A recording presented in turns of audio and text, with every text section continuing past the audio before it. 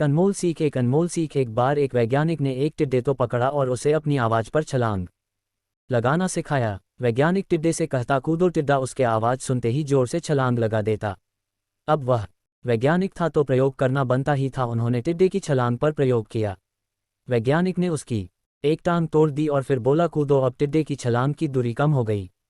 वैज्ञानिक ने उसकी दूसरी टांग तोड़ दी और फिर बोला कूदो। टिड्डे की छलांग और कम हो गई। अब तोड़ी गई उसकी तीसरी टांग, फिर छलांग की दूरी और कम हो गई।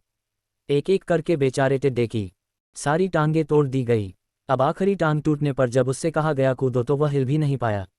अब वैज्ञानिक ने अपना निष्कर्ष अपनी डायरी में लिखा। जानते हो उसने क्या लिखा? जब टिड्डे की एक टांग तोड़ी गई तो वह थोड़ा बहरा हो गया। जब उसकी दूसरी टांग तोड़ी गई तो वो और बहरा हो गया। हर टांग टूटने के साथ वो और बहरा होता गया और सारी टांग टूटने के बाद वह बिल्कुल बहरा हो गया। अब जोर जोर से चिल्लाने का भी उस पर कोई असर नहीं हुआ। वो तो अपनी जगह से हिला तक नहीं, छलांग लगाना तो दूर की बात थी। इस कहानी को सुनकर सभी को ऐसा ही लग रहा है ना कि क्या मूर्ख वैज्ञानिक था, इतनी सीधी सी बात उसे समझ में नहीं आई।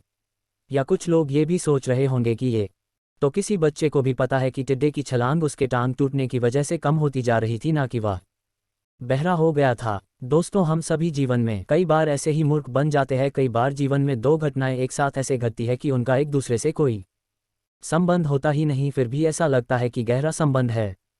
कभी कभी दिखता कुछ और है लेकिन समझ कुछ और आता है और वास्तव में होता कुछ और है।